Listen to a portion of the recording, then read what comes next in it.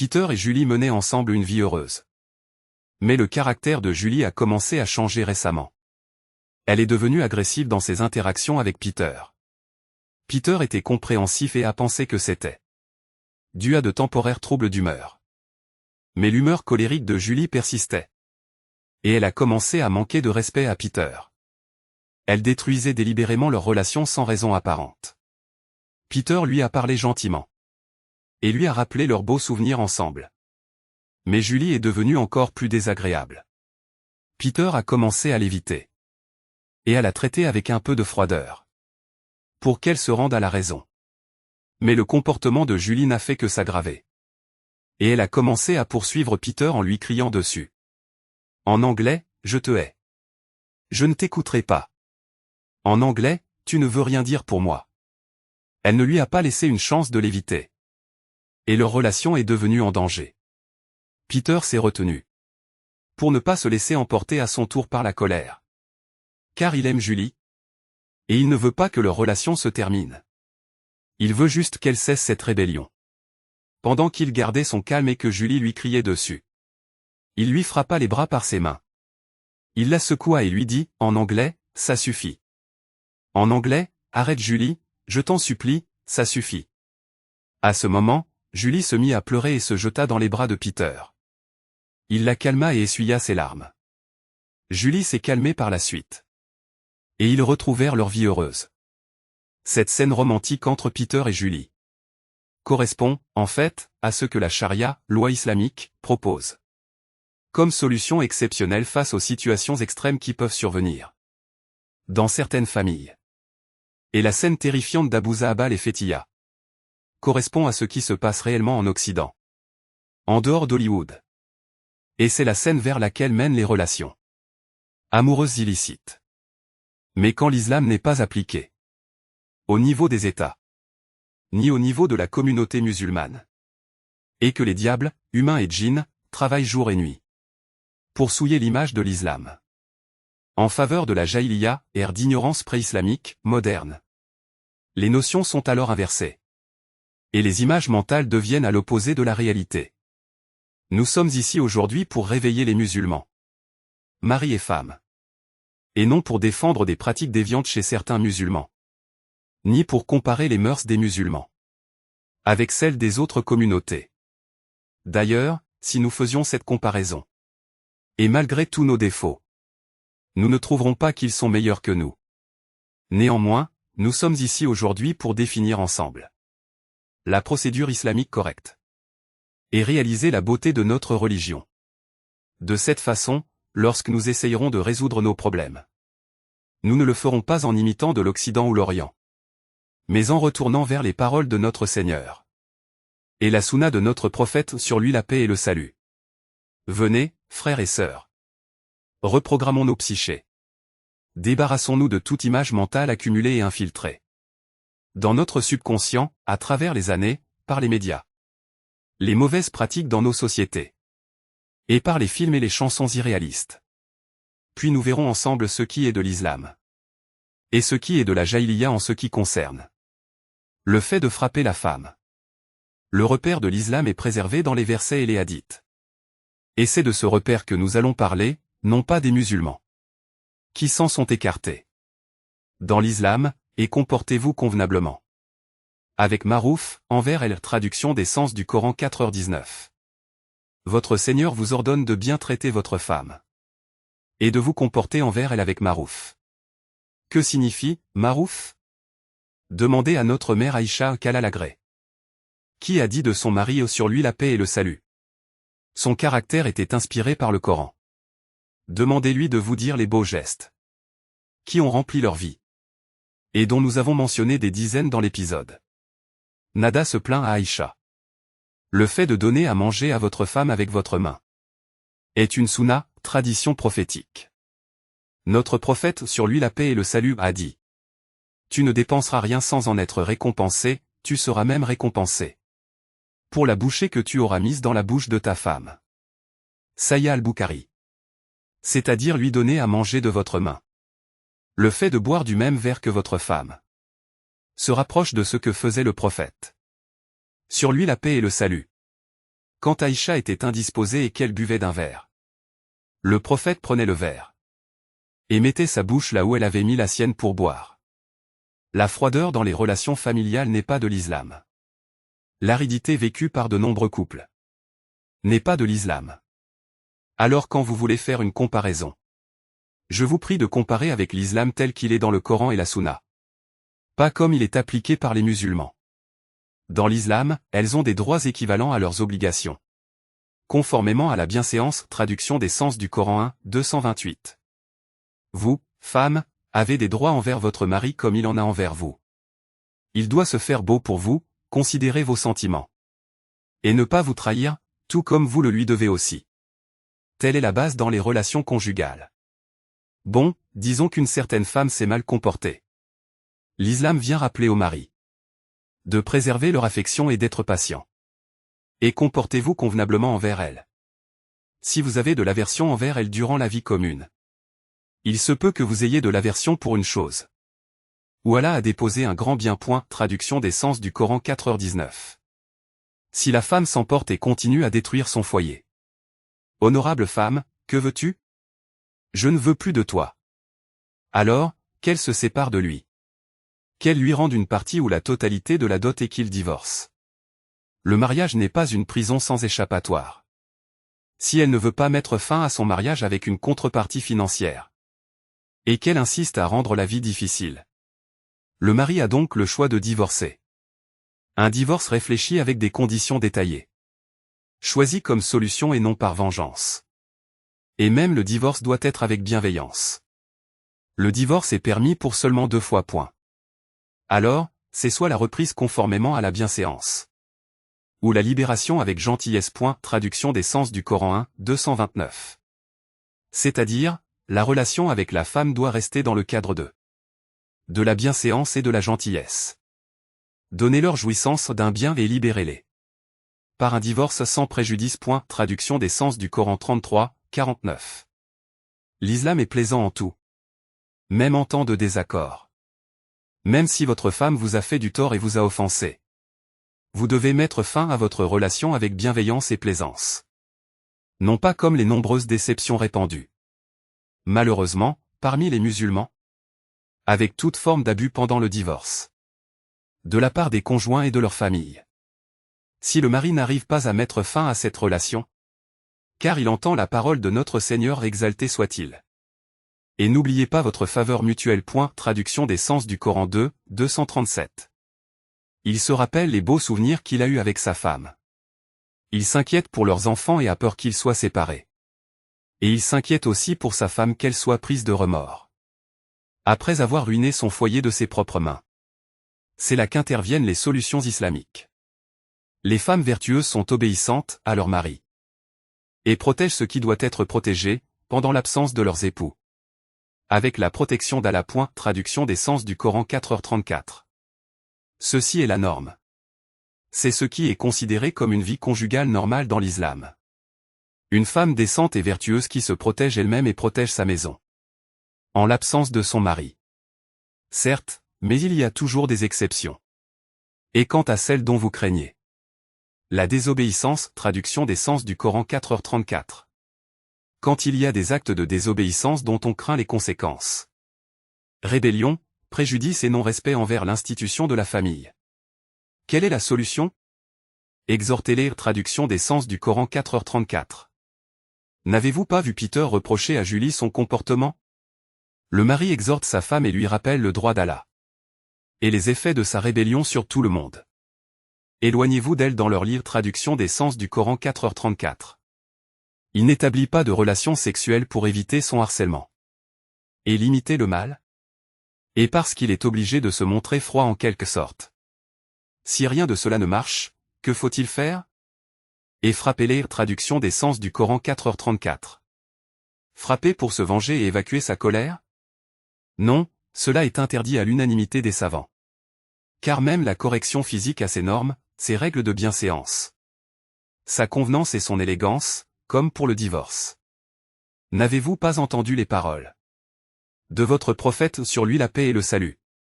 Allah a certes prescrit la bienfaisance en toutes choses, Sahih Muslim. En toutes choses, y compris dans la correction physique en cas de nécessité. N'avez-vous pas entendu les paroles de votre prophète? La douceur n'a jamais été présente dans une chose, sans qu'elle ne l'ait embellie. Et n'a jamais été enlevée d'une chose, sans qu'elle ne l'ait enlaidie, Saïd al-Jami.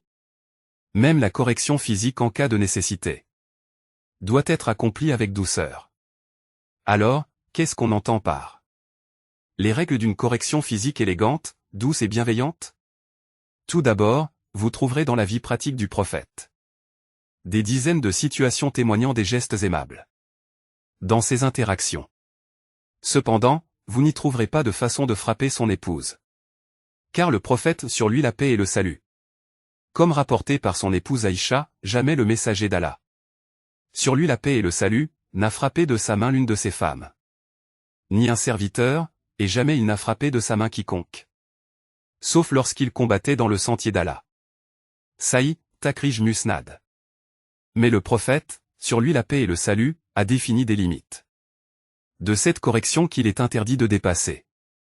Sans doute, les 12 agneaux de l'Occident, les vrais piteurs, et les musulmans qui ont abandonné leur religion, les Abou Zahabal. Dès qu'il y a un désaccord, ils frappent directement le visage. Une gifle avilissante qui résonne à son oreille. Dans l'islam, il est interdit de toucher au visage.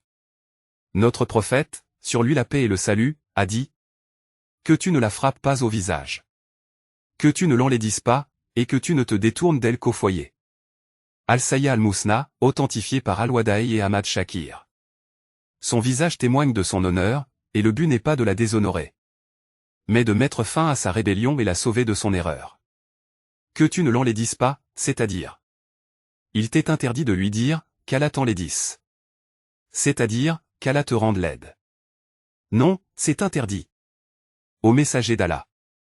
Si tu les entendais dire, non seulement, qu'Allah t'enlaidisse, mais des insultes et des paroles avilissantes, qui sont d'autant plus interdites, bien évidemment.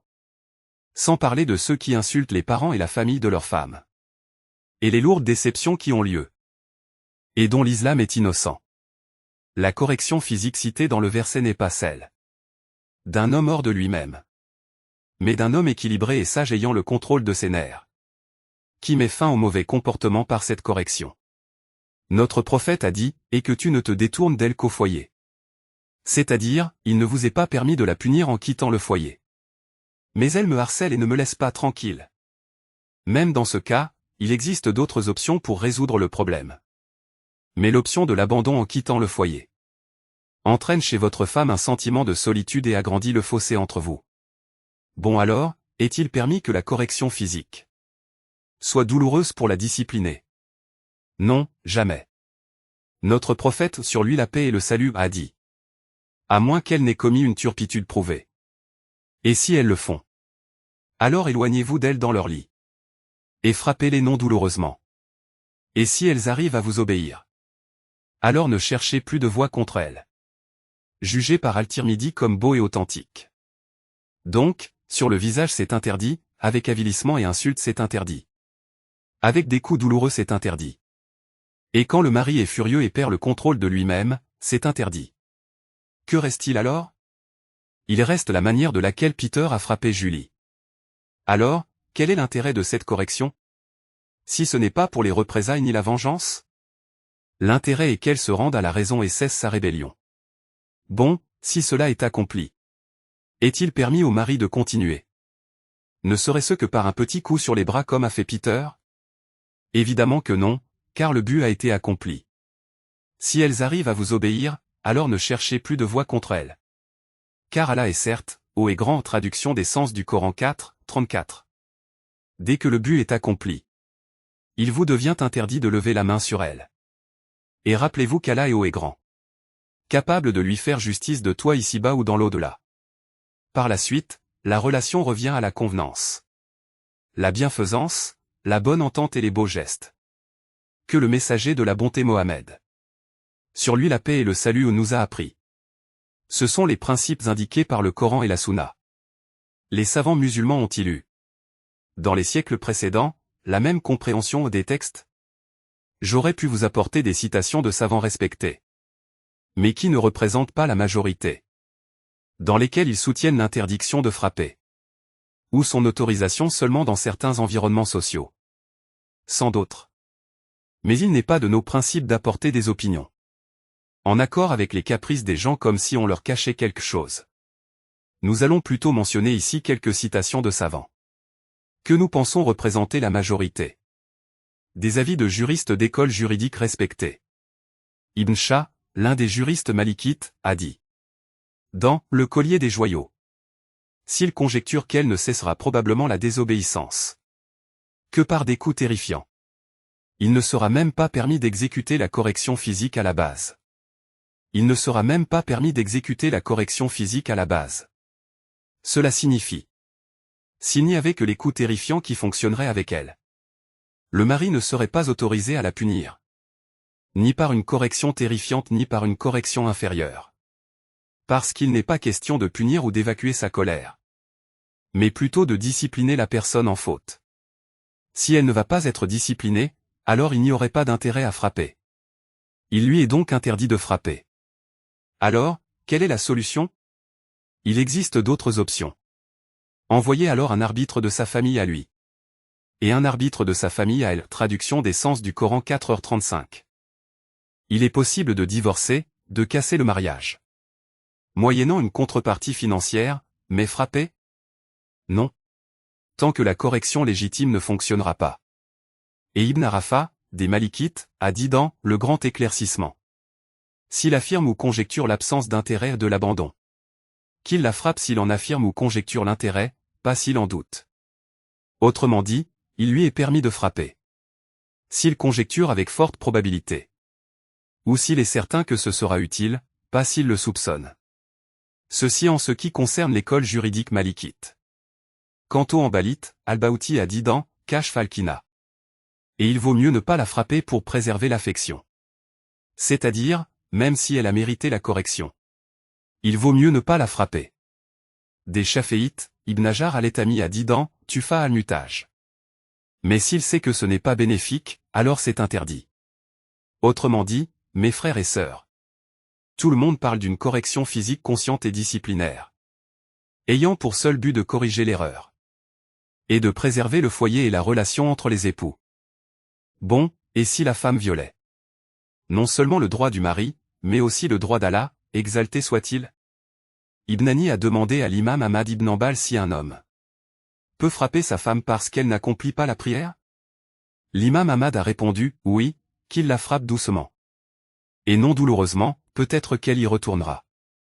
Masail ibn Hani, 514. Ceci bien que le mari veut lui imposer le droit d'Allah. Et l'un des piliers de l'islam les plus importants, la prière. Vous pourriez dire, de quel Peter et Julie parlez-vous? La réalité est complètement différente. De nombreux maris frappent de la façon d'Abou Zahbal. Je vous le dis pour la énième fois, oui, la réalité est différente. À cause de la déception de beaucoup de musulmans. Et leur éloignement de leur religion. Non parce que la charia, loi islamique, leur a ordonné de le faire. Vous diriez, mais le fait que la charia permette de frapper engendrera certainement un mauvais emploi de cette législation de la part des maris. Je vous réponds, frapper la femme est un phénomène répandu. Dans le passé et le présent. Dans l'ancienne Jaïliya et la moderne. En Occident et en Orient. Et dans les sociétés les plus avancées matériellement et les moins avancées. Et avec des proportions effrayantes et des formes atroces. Mais l'islam est venu et a interdit de frapper à la base. Et l'a restreint à des situations de nécessité. Et a changé ses motivations dans ces situations. Il les a changées de la vengeance, de l'évacuation de colère, de l'agressivité et de l'intimidation, à la discipline et la préservation de la relation. Et l'islam a fait que la correction soit exclusivement pour la femme rebelle et en erreur. Et même dans ce cas, il en a établi des règles de bienséance. Pour qu'elle soit en douceur et avec gentillesse, comme Peter a frappé Julie. Mais pourquoi la frapper en premier lieu? Pourquoi ne pas simplement divorcer? Ceci, cher ami, c'est quand on néglige l'importance de la famille. Comme le prêche la Jaïliya moderne. Qui cherche à ruiner les foyers et détruire les familles. Et élever les enfants selon ce que veut le système international. Puis assouvir les désirs par la fornication et l'homosexualité. Voulez-vous dire que la femme doit endurer? Même si son mari viole toutes ses règles de bienséance. Et la frappe au visage, l'insulte, la blesse et insulte sa famille. Le droit de la femme sera-t-il simplement perdu? Lui dirait-on qu'elle a gagné l'au-delà et le paradis à la place. Nous te répondons, cher ami, non, son droit ne sera pas perdu. Ni dans ce monde ni dans l'au-delà, dans le système islamique. Au contraire, l'islam apporte des solutions à ces situations. L'islam n'a pas fait en sorte que l'affaire dépende seulement de la piété du mari. Si certains maris pratiquent mal cette correction, alors ils seront punis par l'autorité de la charia également. La mauvaise pratique ne met pas au défi le verdict légitime lui-même. Qui autorise la correction physique? Si un médecin est négligent et nuit à ses patients, nous ne dirons pas que toute la médecine est fausse. Plutôt, ce médecin est puni pour sa négligence. Et la médecine demeure à sa juste valeur. Ibn Hazm a dit dans Al-Muhalla. Alors il a été déclaré correct que s'il l'attaque sans droit. Alors le talion lui est applicable. Talion, c'est-à-dire, punir le mari également à son offense. Et le frapper de la même façon dont il a frappé sa femme. Ahmed al-Dardiri des Malikites a dit dans Le Grand Éclaircissement. Il n'est pas permis de frapper douloureusement. Même s'il sait qu'elle ne cessera la désobéissance qu'avec cela. Et s'il le fait, alors elle a droit au divorce et le talion est applicable sur lui. On parle de qui? D'une femme désobéissante, rebelle et à comportement offensant. Et malgré cela, il ne lui est pas autorisé de la frapper douloureusement. Sous prétexte de la discipliner. Et s'il le fait, elle recourra à la justice islamique dans le pays musulman. Le mari sera ramené et frappé de la même façon dont il l'a frappé. Et elle divorce de lui si elle le souhaite. Bon, s'il l'a frappé non douloureusement, mais que c'était sans droit. Il n'y avait aucune raison de la frapper. Qu'est-ce qu'il en est?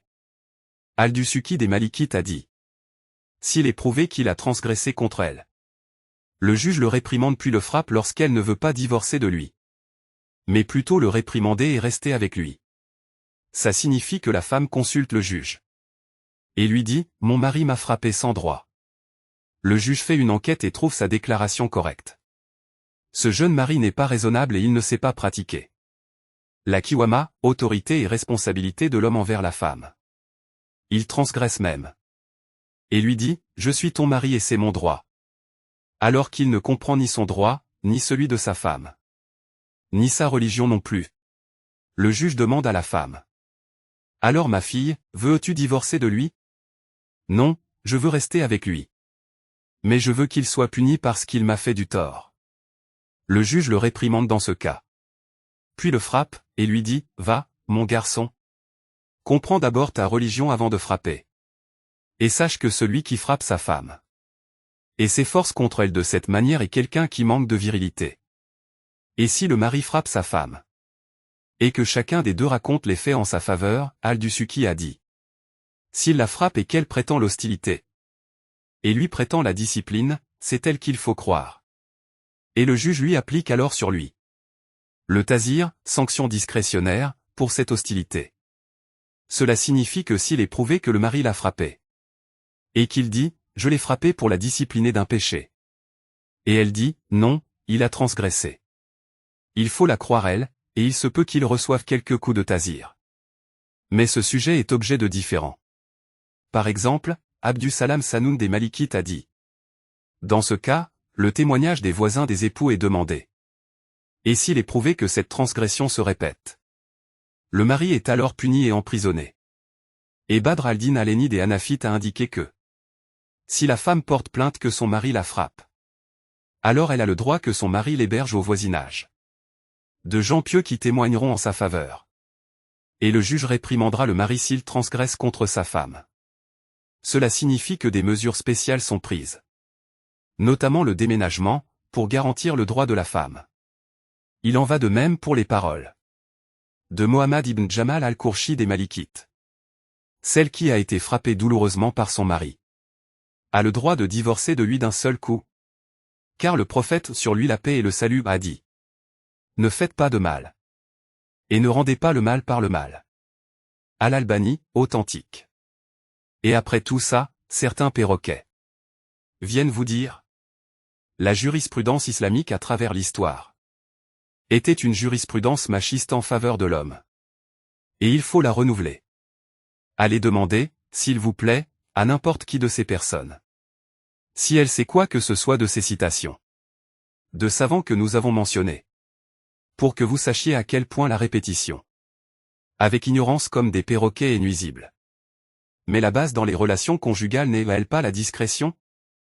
Et les époux ne devraient-ils pas s'abstenir de recourir à l'État islamique? Si, c'est ça la norme.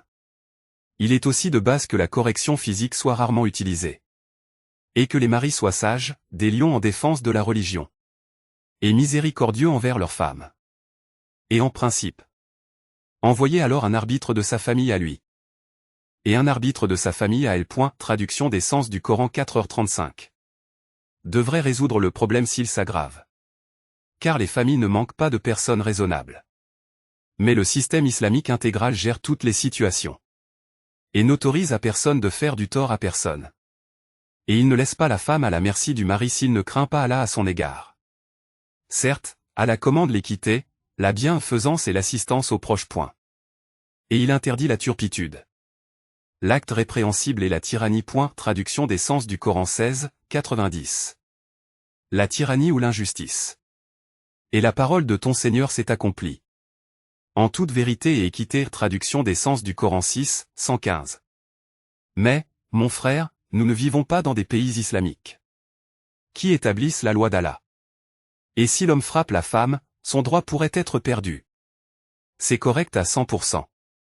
Mais il faut très bien comprendre que ce n'est pas l'islam qui lui a fait tort dans ce cas, mais la jaïliya qui se manifeste par l'ignorance de nos sociétés et de certains maris, de la charia d'Allah, de sa beauté et sa perfection, et par l'abandon de la charia d'Allah comme base de jugement. Vous devez bien comprendre, ma sœur, que ce n'est pas l'islam qui vous a frappé. Les coups furieux, douloureux, rancuniers et accompagnés d'insultes. Cela fait partie de la jaïliya, de laquelle l'islam est venu vous sauver. Et dont vous souffrez désormais, vous et les femmes du monde. En l'absence de l'islam. Vous devez comprendre, ma sœur, lorsque vous lisez le verset. Et frappez-les. Traduction des sens Coran 4h34. Et que vous vous dites, cela veut dire que mon mari là, me frappe, moi. Mon mari, qui regarde ce qui est illicite. Qui interagit librement avec ses collègues femmes. Et qui se montre bon et poli face aux gens. Mais violent et coléreux à la maison. Mon mari qui, quand l'un de nos enfants tombe malade la nuit, me dit, je suis fatigué, vas-y toi en voiture. Sans qu'il n'ait peur pour moi la nuit. Celui-là, me frappe? Non madame. Ce n'est pas ce mari-là qui est concerné. Ce n'est pas ce mari-là, qui n'a pas compris. Quant à elles, elles ont des droits équivalents à leurs obligations. Conformément à la bienséance. Traduction des sens du Coran 2, 228. Ce n'est pas ce mari-là, qui pense que la masculinité en elle-même est un privilège. Même s'il n'assume pas les responsabilités de la kiwama et ses fardeaux. Lorsque vous lisez le verset, mettez-le dans le bon contexte. Et l'image mentale appropriée, qu'Allah vous bénisse. Alors, que doit faire la femme de nos jours si elle subit une injustice? Devrait-elle porter plainte? Devrait-elle demander l'intervention des États existants de nos jours? Je dis, les musulmans ne vivent pas dans des États qui observent le droit d'Allah, préservent la dignité humaine et respectent l'entité familiale. Et quiconque demande leur intervention est comme celui qui cherche dans le feu un abri de la chaleur. Donc, mon discours est pour toi femme. Pour toi mari et pour vos familles. Pour que nous résolvions nos problèmes nous-mêmes. Et comme je l'ai mentionné dans l'épisode, la femme et la TCC. Je ne suis pas là pour détailler chaque cas d'un point de vue juridique islamique. Mais pour que nous sachions la grandeur de notre religion. De sorte à ne plus chercher de remède que dans l'islam. Et à essayer de l'établir intégralement dans notre vie. Car il est capable de résoudre les problèmes avec équité, bienfaisance et équilibre. Quelqu'un pourrait dire, tu ne parles que de choses abstraites. Ces principes fonctionnent-ils en réalité? Très bien, voyons donc la pratique concrète. Du temps où l'islam était réellement appliqué. Nous l'avons vu dans le livre et la Sunna. Ainsi que dans les avis des juristes. Maintenant, voyons dans l'histoire. quand il y avait un système islamique intégral. L'abus de correction physique était-il un phénomène courant? Les versets ont-ils produit des femmes battues, complexées et à faible personnalité? Quelle femme complexée? Est-ce l'enseignante de la Oumma, communauté musulmane? Notre mère Aïcha, qu'Allah l'agrée? Ou Safiya al-Shebani, la mère de Ahmad ibn Hanbal? Ou Khadija Khatoun, la mère de Mohammad al-Fatih? Ou les mères des soldats qui ont piétiné les couronnes de Khosrow et César? Et ont fait sortir les peuples de l'adoration des gens à l'adoration de leur Seigneur. Des mères dont on peut réellement dire: derrière chaque grand homme, il y a une femme. Et qui avait divers autres accomplissements, dont nous parlerons plus tard, si Allah le permet. Les livres d'histoire ont décrit ces époques en détail. Y parle-t-on d'un phénomène de femmes battues? Alors, si la correction physique est ainsi décrite dans le Coran, la Sunna, la jurisprudence islamique est dans l'histoire. D'où vient donc cette image mentale de Abu Zahbal et Fatia? Elle nous vient du lavage de cerveau que nous avons subi durant des années. À travers les films qui illustrent l'oncle Hadj qui frappe sa femme et lui dit: tu me seras soumise, car Allah a dit ceci, le prophète a dit cela. Pour qu'ensuite ses fils le trouvent dans une boîte de nuit en compagnie d'une danseuse. Elle nous vient de certaines pratiques déformées de musulmans eux-mêmes. Et comme dit le proverbe, aucun ennemi n'est plus néfaste à l'ignorant que lui-même. Elle nous vient de clips sur lesquels travaillent les ennemis de l'humanité, jour et nuit pour souiller l'islam. Savez-vous d'où j'ai pris l'image d'Abu Zahbal frappant Fatia? D'une vidéo publiée sur YouTube, parrainée par des institutions européennes.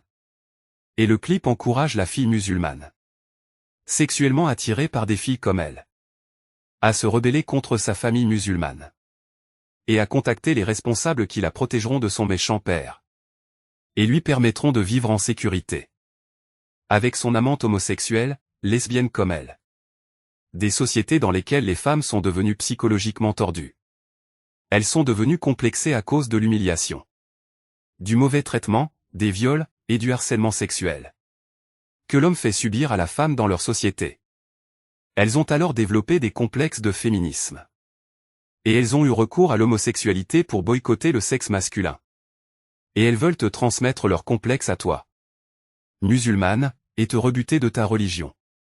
Tous ces propos ne plaisent pas à certaines femmes, elles disent. Même si la femme est désobéissante, et même si elle est rebelle. Et même si c'est appliqué par un mari raisonnable et sage comme vous dites. Et même si c'est avec décence, douceur et bienfaisance. Et même sous la surveillance d'un État musulman, qui sanctionne le mari qui transgresse. Et même si la femme dans l'histoire de l'islam était précieuse et source de gloire. Je suis contre. Vous êtes contre quoi?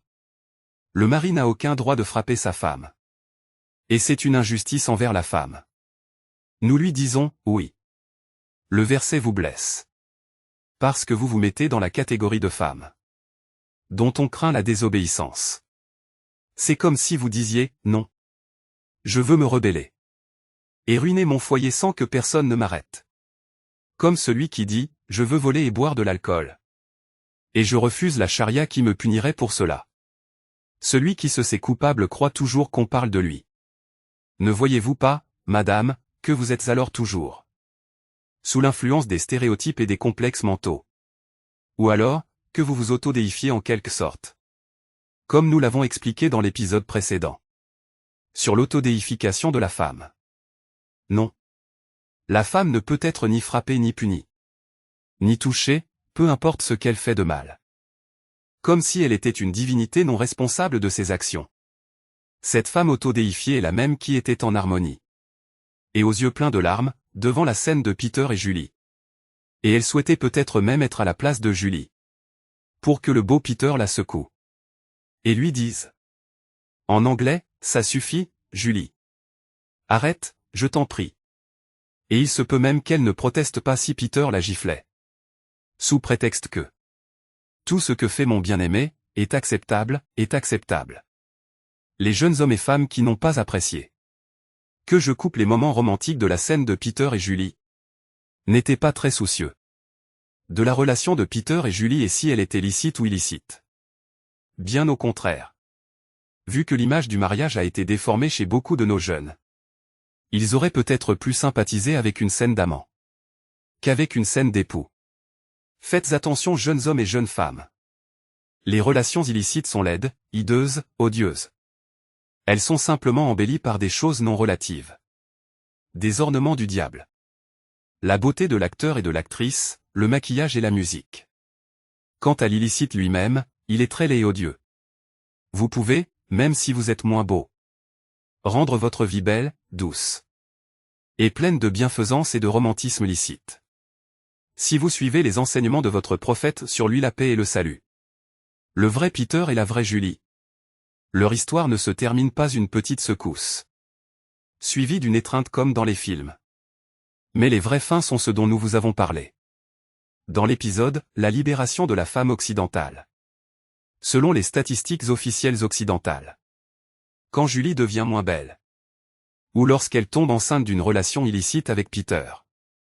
Après avoir intentionnellement arrêté la pilule contraceptive. Car elle aimerait avoir un enfant. Alors que lui ne veut que le plaisir sexuel. Sans aucune responsabilité.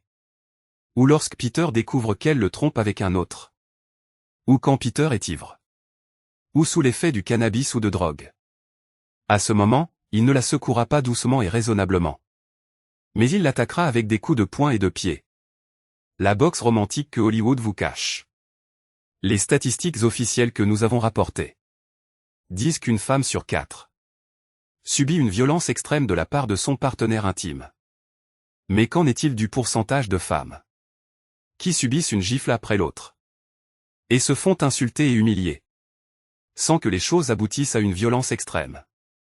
Qui pourrait être incluse dans ces statistiques? D'une femme sur 4. Quel serait le pourcentage de ces femmes en souffrance? La plupart des femmes en Occident subissent quelque sorte d'humiliation et de dévalorisation. Venez maintenant voir quelques exemples de ce qui se passe en dehors des murs d'Hollywood. Venez voir la deuxième partie inédite des histoires d'amour. Venez voir des exemples de ce qui arrive à des millions de femmes selon les statistiques officielles. Voici Abby, dont le copain a cassé l'écran de télévision sur sa tête et l'a frappé plusieurs fois au visage. Et voici Jade, dont le copain lui a donné des coups de poing, puis l'a traîné dans la rue et a continué à la frapper, en étant sous l'effet de l'alcool et de la cocaïne. Et voici Melissa de l'Université de Floride du Sud aux États-Unis, qui était avec son copain. Un jour, et ils ont bu beaucoup de bière et de whisky, puis il a commencé à la frapper, l'a mise au sol, et lui a donné des coups de pied, puis s'est mis à la traîner par ses cheveux autour de la pièce, en la frappant avec une bouteille au visage, lui causant une plaie. Et voici Megan, de l'Ohio aux États-Unis, qui buvait de l'alcool avec son copain lors des célébrations du Nouvel An de 2019. Et son copain l'a soudain frappée, elle a répliqué par un coup de pied. Alors il l'a battue jusqu'à ce qu'elle s'évanouisse. Et voici Britney qui a été battue suite à une querelle avec un homme. Un mâle plutôt qu'un homme dans une boîte de nuit en Australie. Et voici Kerry la Britannique dont le mari l'a frappée 3 jours après avoir donné naissance à son bébé. C'est-à-dire, au pic de sa faiblesse. Et voici Carleg, de l'Indianapolis aux États-Unis, dont le copain l'a sauvagement battue, lui causant des fractures au crâne et des morsures féroces au corps, et a essayé de lui arracher la langue après une dispute entre eux. Et voici Angela, du Tennessee aux États-Unis, qui a été battue par son copain parce qu'elle a osé demander à se séparer de lui après une relation qui a duré 6 mois. Ce sont des échantillons des tragédies qui se produisent par millions chaque année.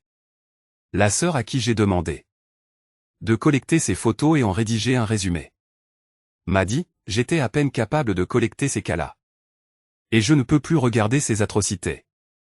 Et au fait, ces femmes et filles avaient presque toutes des photos romantiques avec leurs copains avant d'être battues. Les films et les chansons vous montrent la première moitié de l'histoire et ne vous en montrent pas la suite. Une violence qui vise en premier le visage pour humilier et déshonorer. Une violence qui casse les os et les dents, qui cause des plaies et qui tue. Au point de provoquer plusieurs marches de protestation en Europe. Sans parler de ce qui se passe dans les milieux pauvres. Avec la détresse de la pauvreté et les difficultés de vie. Après l'épisode « La libération de la femme », l'un des frères a commenté qu'il était en rue en Allemagne, et qu'il a vu un homme qui marchait, a vu une femme, l'a frappé au visage puis a continué son chemin. Le frère a donc demandé à son ami, comment peut-il faire ça? Il lui répondit, n'est-ce pas elle qui voulait l'égalité avec l'homme? Alors, qu'elle se défende elle-même, personne ne la défendra. Le temps qu'elle porte plainte, que la police arrive et recherche l'homme. Son droit sera complètement perdu. En revanche, la société de l'époque du prophète et celle des meilleures générations après lui, qui était basée sur « les femmes vertueuses » sont obéissantes à leur mari, traduction des sens du Coran 4h34. Et sur « et comportez-vous convenablement envers elle. » Traduction des sens du Coran 4h19. Et sur « la femme ne pourrait s'acquitter du droit de son Seigneur si elle ne s'acquitte pas du droit de son mari, hadith beau authentique, promesse et menace. Et sur « le meilleur d'entre vous est celui qui est le meilleur avec sa famille, Al-Tabari, hadith authentique. Sur un discours équitable pour tous. Quel en a été le résultat? La violence domestique et les femmes battues? Avez-vous entendu ou lu dans les livres d'histoire qui ont transcrit en détail cette époque qu'il y a eu des femmes dont les os ou les dents ont été cassés? Ou chez lesquelles on a causé des handicaps?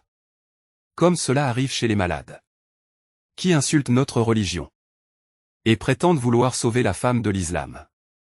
Maintenant que nous avons découvert la beauté de notre religion, et à quel point nous en étions inconscients, et à quel point les femmes souffrent de la jaïliya moderne de l'Occident, et de la jaïliya partielle dans les sociétés musulmanes, nous avons intérêt à apprendre notre religion, et à répandre la conscience de ces sujets dans notre communauté musulmane. Ainsi, lorsque des agressions contre la femme se produisent, nous serions les premiers à lui rendre justice. Et à réclamer son droit au nom de l'islam. Et non pas laisser les corbeaux et les corneilles faire porter le chapeau à l'islam. Et demander l'élimination de ce qu'il en reste. Notre religion est sublime et belle. Mais c'est nous qui avons besoin de la comprendre. Allez-y, chères sœurs. Vous, qu'Allah a honoré par l'islam. Lisez le livre de votre Seigneur. En présumant du bien de sa sagesse, sa justice et sa miséricorde. Et que la paix et les salutations d'Allah soient sur vous.